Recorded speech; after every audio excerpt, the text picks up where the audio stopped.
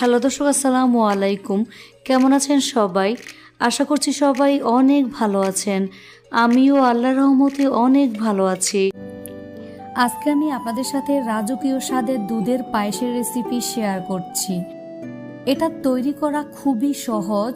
দুধের এই পায়েসটি কিন্তু খুবই মজার। প্রথমে চুলায় একটি পাত্র বসিয়ে এর মধ্যে আমি 4 কাপ পরিমাণ পানি অ্যাড করে দিচ্ছি।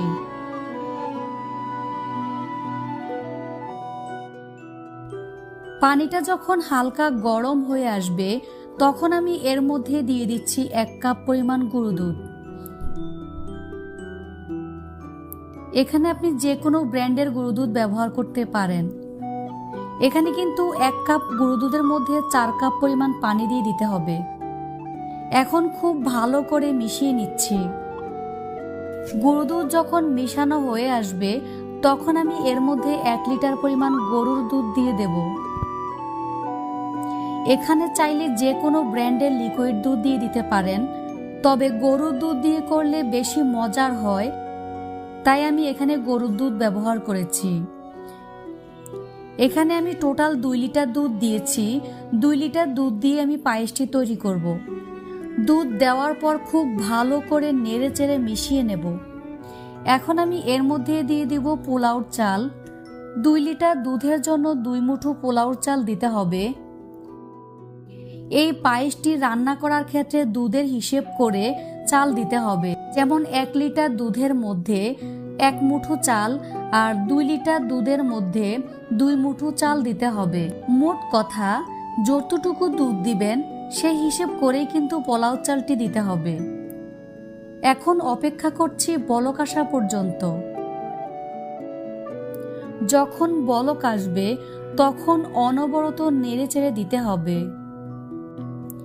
আমি কিন্তু চাল দেওয়ার পর থেকে অনবরত নেড়ে চেড়ে গিয়েছি, না হয় চাল দলা পেকে যাবে। পোলাও চাল দেওয়ার আগে অবশ্যই 15 থেকে 20 মিনিট আগে ধুয়ে রাখতে হবে। এতে করে পোলাও চালটা ভালো করে ফুটে উঠবে। এখন এর মধ্যে দিয়ে দিচ্ছি 3টা এলাচ ও 2টা তেজপাতা।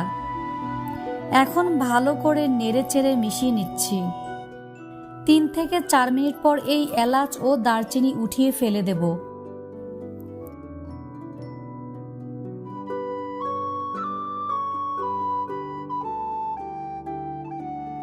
এখন আমি তেজপাতা উঠিয়ে নিচ্ছি।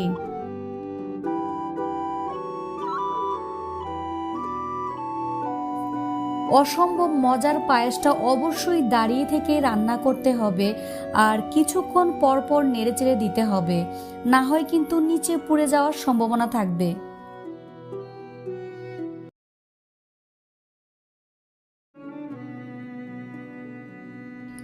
এখন চালটা মোটামুটি সিদ্ধ হয়ে এসেছে। উপরে যখন সর উঠে আসবে তখন চামচের সাহায্যে ভেঙে দিতে হবে। এখানে বেশি সর পড়তে দেওয়া যাবে না, সর পড়লেই ভেঙে মিশিয়ে দিবেন।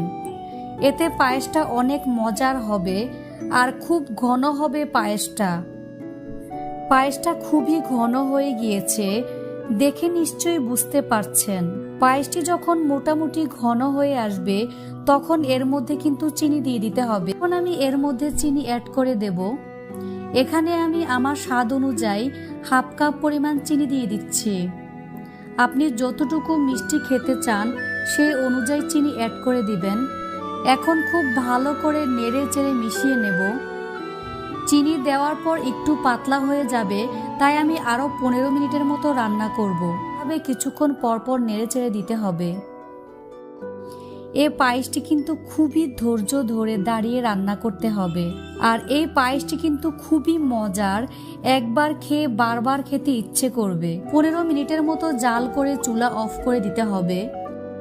যখন দেখবেন চামচের মধ্যে এইরকম লেগে থাকবে তখন বুঝতে হবে পায়েসটি রান্না হয়ে গিয়েছে। এই পায়েসটি আমি প্রায় 45 মিনিটের মতো রান্না করেছি। আশা করছি আমার আজকের রেসিপিটি আপনাদের কাছে ভালো লেগেছে এবং সহজ লেগেছে। ভিডিওটি ভালো লাগলে প্লিজ আমার চ্যানেলটি সাবস্ক্রাইব করে পাশে থাকা বেল আইকনটি ক্লিক করে রাখবেন। ভালো থাকবেন, সুস্থ থাকবেন, এবং আমার জন্য দোয়া করবেন। আজ আবারও হাজির হয়ে গেলাম ভীষণ মজার স্পেশাল সাবুদানার রেসিপি নিয়ে।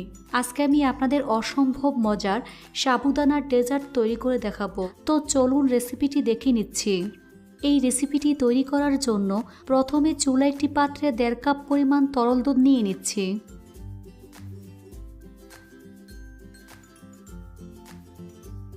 ওয়ান ফোর্থ কাপ পরিমাণ চিনি দিয়ে দিচ্ছি।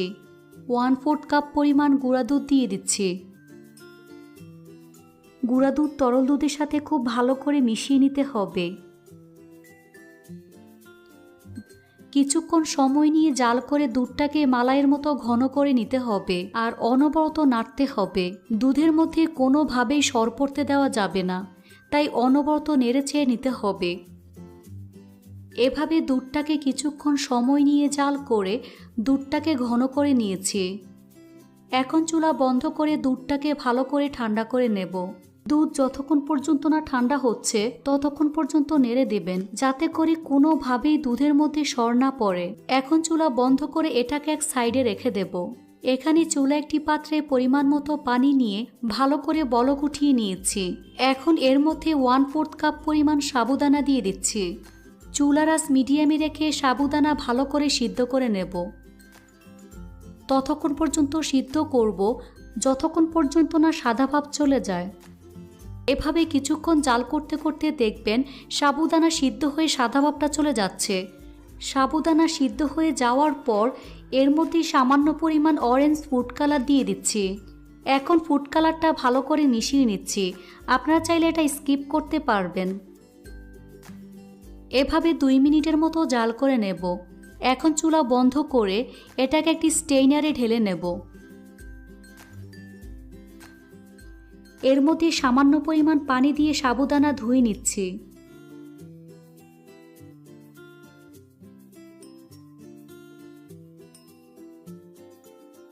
এভাবে রেখে পানি ভালো করে ঝরিয়ে নেব। এখানে একটি বাটিতে 1 টেবিল চামচ পরিমাণ তোকমা দানা দিয়ে দিচ্ছি।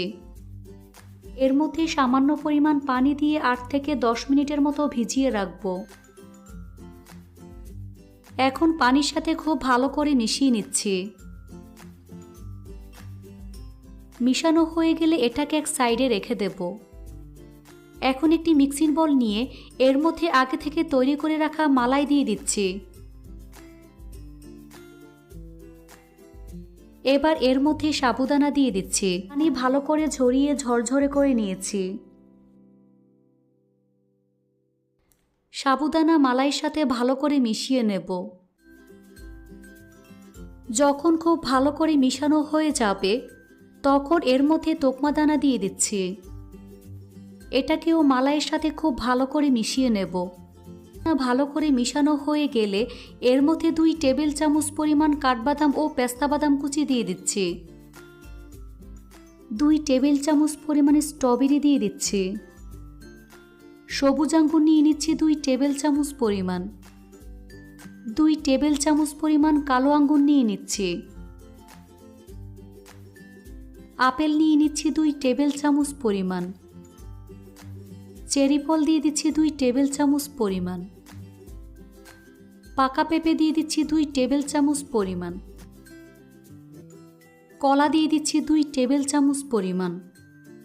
সবগুলো উপকরণ খুব ভালো করে মিক্স করে নিচ্ছি। এখানে পছন্দ মতো ফল ব্যবহার করা যাবে।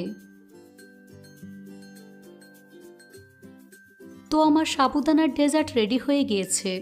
এখন পরিবেশন করে আপনাদের দেখিয়ে দিচ্ছি। এই গরমের দিনে খেলে আত্মা ঠান্ডা হয়ে যাবে। এটা খেতে ভীষণ ভালো লাগে। আপনারা চাইলে এটা ফ্রিজে রেখে খেতে পারবেন। রেসিপিটি ভালো লাগলে অবশ্যই একটি লাইক দিবেন। চ্যানেলটি সাবস্ক্রাইব করার অনুরোধ রইল। আজ এখানে বিদায় নিচ্ছি। সবাই অনেক বেশি ভালো থাকবেন। কলার পুডিং তৈরি করে দেখাবো।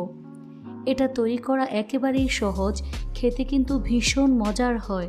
আশা করছি কলার পুডিং রেসিপিটি আপনাদের সবার কাছেই অনেক ভালো লাগবে। তো চলুন রেসিপিটি দেখে নিচ্ছি। কলার পুডিং তৈরি করার জন্য প্রথমে এখানে 2টি কলার খোসা ছাড়িয়ে নিয়েছি। কাঁটা চামচ দিয়ে কলা ম্যাশ করে নেব।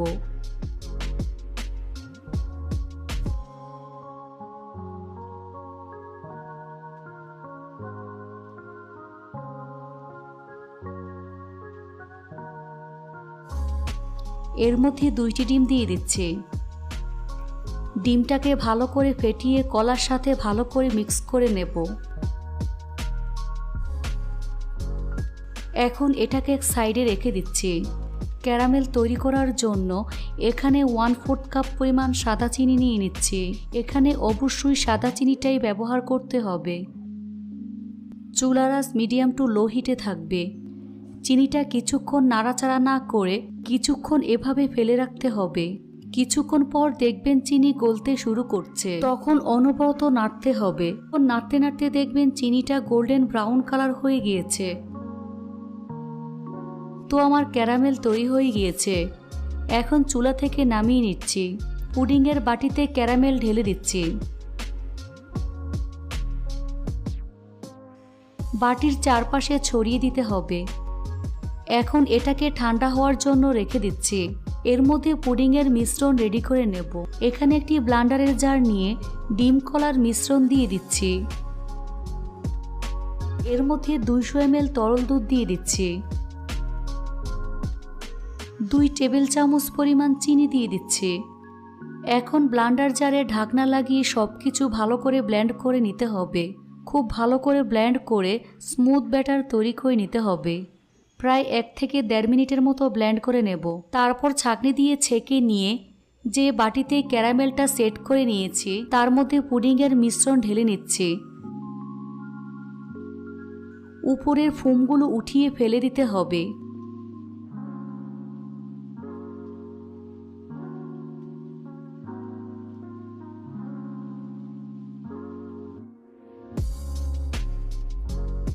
তারপর ঢাকনা দিয়ে ঢেকে দেব। চুলা একটি পাত্রে পরিমাণ মতো পানি নিয়েছি। এরকম একটি স্টেইনার বসিয়ে দিচ্ছি। এর উপরে পুডিংয়ের বাটি বসিয়ে নেব। তারপর ঢাকনা দিয়ে ঢেকে অপেক্ষা করব প্রায় 25 থেকে 30 মিনিটের মতো। আর চুলার আঁচ মিডিয়ামে থাকবে। 25 থেকে 30 মিনিট পর ঢাকনা সরিয়ে নিচ্ছি। এখন পুডিংয়ের বাটি উঠিয়ে নেব। তারপর চেক করে নিতে হবে পুডিংটা কুক হয়েছে কিনা। এটাকে ভালো করে ঠান্ডা করে নিয়ে ঢাকনা দিয়ে ঢেকে ফ্রিজের নর্মাল চেম্বারে 2 ঘন্টার জন্য রেখে দেব। এতে করে ভালো করে সেট হয়ে যাবে। 2 ঘন্টা পর ফ্রিজ থেকে নামিয়ে নিয়ে ছুরি দিয়ে চারপাশে আলাদা করে নেব।